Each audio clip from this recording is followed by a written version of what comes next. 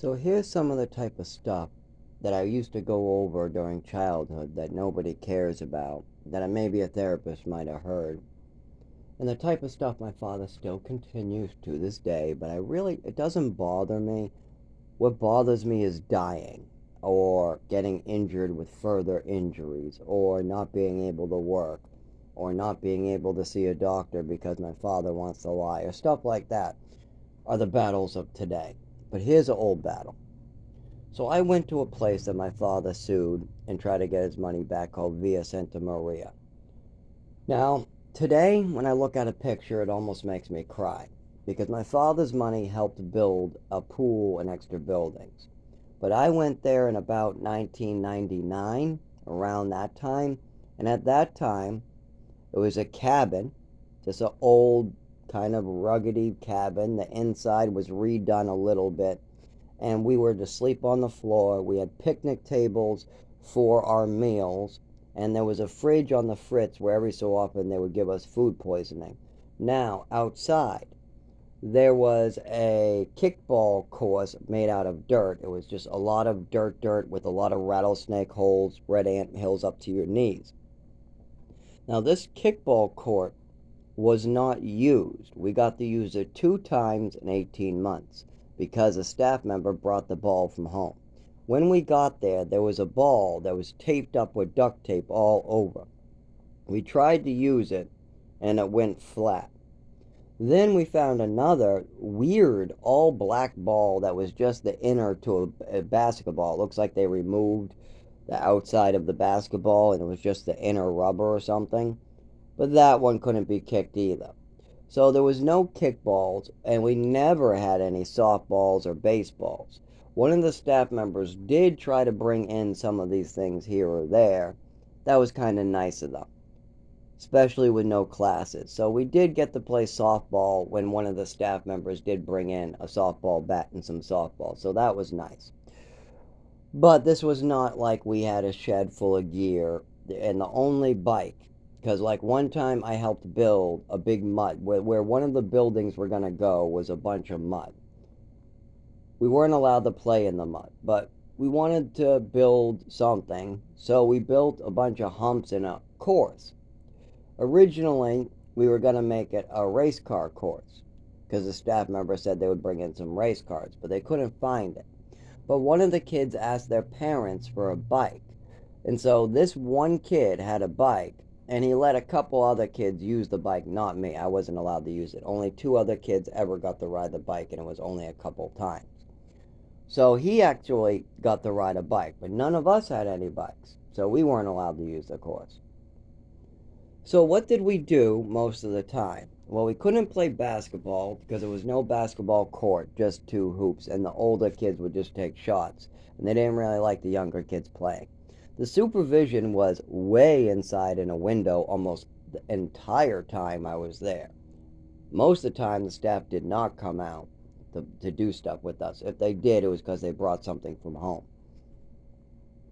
So I went, and me and my little girl buddy, because I had a little girlfriend, we would go looking for crickets and grasshoppers. We would collect as many as we could, and then we'd use those to feed the other creatures. And some of them would come out and say hi or whatever. And that's all we did. Meanwhile, other kids were very destructive and almost got hurt. Like some kids would play with the black widows in the corner. Another kid might be sticking his hand in holes, hoping to get a horny lizard. Meanwhile, the horny lizards are just coming up to me and my little girlfriend. Yeah, we found horny lizards all the time because we were just feeding everything. So the horny lizards are like, yeah, grasshopper, yeah, grasshopper, yeah, grasshopper. Oh, this is the spot to be. Yeah, those two are good. And then little Joey would come around and try to pick the damn thing up, and then no more horny lizards in that spot. So then we had to find a different spot to feed the animals, and more would come. Probably dangerous, but not as dangerous as the kid putting his foot through a giant red anthill pile. And these were red anthill piles of New Mexico, so they're up to your knees and giant. They're not like other places. This is up in the mountains too, so don't expect the prairie dogs like down on the lower parts of New Mexico. This is up in the mountains. Lots of snow, lots of pine trees, black bears, cougars, stuff like that. So yeah, we were left to just kind of wander this dirt lot all the time. But what makes me upset is when people misrepresent the horrible things that happened to some of us children there. One little girl was choked in the shower naked. Who else knows what else happened in there? A lot of us were poisoned. We had no we all dropped out. None of us got our education, so all of us missed out on 18 months of education. The girls got the worst of it. Me and one other boy got the worst of the last. The other boy got it really bad because he told his parents, well, he was getting choked by the big black man. And that was because the black man was getting a power rush out of improperly holding people around their neck instead of around the chest. And he was using it as like a punishment that he just would use whenever. Like, okay, we're going to play the goldfish game. All you guys sit there and hold the book up. If you look away, then I'm going to strangle you. And if the goldfish hits you, I'm going to strangle you. That's the game. Now, grab a book and go. Well, we don't want. Oh, you're getting strangled first. And he's here screaming for 15 minutes. So then he gets sent back. Then he starts throwing goldfish, and he hits one of us with a goldfish. And then that kid, drooling noises. And one of us looks up to see, oh my God, is the kid alive? And then he goes, aha, now you, let's grab you. And then he grabs the next white kid and starts choking him on the floor. And we got to hear, until he just no more noise, throws him aside. And then he looks around, okay, picks up the goldfish, and then another staff eventually comes after an hour and goes, okay, reading time's over. You really got to stop. We're going to report you, Toby. We're going to report you. Nobody cares what I do to these little white kids. Nobody fucking cares. And you better shut your mouth or I'll come after you, you fucking cunt. And yeah, so these girls were quitting their jobs too. Some of the staff did not like what was going on there, so they quit. Felt bad for the staff and the kids and myself. It was terrible. But now, let's say I'm talking about these horrible things that happened to the other little girls or me in that place called Via Santa Maria, where my father already sued and got money. So, what happens when I talk about this with other people, trying to help them overcome their struggles in life or stuff like that, or that I have to discuss how real and terrible these things can be and why parents should really be careful what they do with their child and remember not to be a mark because your child could be a victim and you could be a mark. You don't want that. So, what happens when I talk about this with my father? No, that place is great. That place is fantastic. Yeah, yeah, it was great. It was great. 5 stars. He wasn't there. He wouldn't survive 10 seconds during childhood with no education for 18 months. If my father, brother, sister, nephew, if any of them went 18 months or 2 years with no education, or would say the same education I got in New Mexico, they would not be able to pick up when they get dropped off in a real school. None of them. And none of them would be able to process a black man holding them down on the ground. None of them have ever gone through anything during their childhood like a big giant black man throwing you around like a rag doll and your parents saying it's fine. And then your parents finding out about it later and acting like it's no big deal unless there's money coming their way.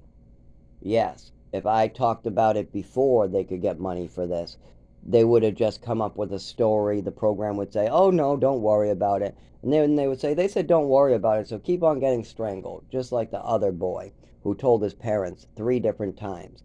Then the third time, they just said, well, you're not allowed to touch that kid. Anybody else can. I mean, this stuff is fucking horrific, terrible. And what's even worse is when I tried to help other people understand these type of problems, and they Google it, and then they're like, "Whoa, look at this pool and 5 buildings." No, this is a resort, Zach. Nice try. That's now. Is that picture from 1999? Well, no. Well, go find me a picture of the building during 1999 and then come back and see me when you have the accurate information. Don't fucking bullshit me. I was there. I was fucking there. So you can fucking show me a picture from 2022 of a pool and a bunch of buildings. And that's just disrespectful to the people who suffered. You're just somebody who deserves to have your nuts tied in a bow and have your fucking legs and toes chopped off a little bit. And then you can feel the pain of these kids. Yeah, let's drag you up to the mountains of New Mexico. We'll bang you against a rock a little bit and leave you there. And then when you come down to New Mexico, we'll pick you up and drop you off in Florida. And then when you try to tell people in Florida your big trip, nobody will believe you. Oh, you got kidnapped and brought to New Mexico, had your head bashed against a rock, you were left there, you just got down the mountain, then they picked you up and brought you back to Florida? What the fuck? No, that never happened. That's fucking wrong. That people like that who do things like that need to be shot or put in the prison. You don't fucking harm other people. First rule, don't hurt other people. Try to make the world a better place with your actions. Love one another. Don't hurt children. But see, this is what I get all the time. I see people doing stupid, hurtful things, jumping to conclusions when they have no idea. Somebody's giving you information, good information, about a building in 1999, things you can learn from, things you can learn not to do again. But instead, they're like, oh no, this picture looks different than what you're describing. So I'm going to make up a fantasy in my head that you must have went to a resort. Yeah, you went to a resort, a five-star resort. And you must be mad at you're racist and you don't like black people. Yeah. And you're trying to profit in some way. Yeah. And that's the real story here. Yeah. Because I got this picture on my phone that shows a pool and a bunch of new buildings that were built. And you know how hurtful that is? When I try to get help with my neurological disorder, people ask me about New Mexico. I describe it. They look it up via Santa Maria on their phone. They get a picture of this building with a pool and a bunch of buildings, and then they read it and they go, oh, no, that's different than what Zach's talking about.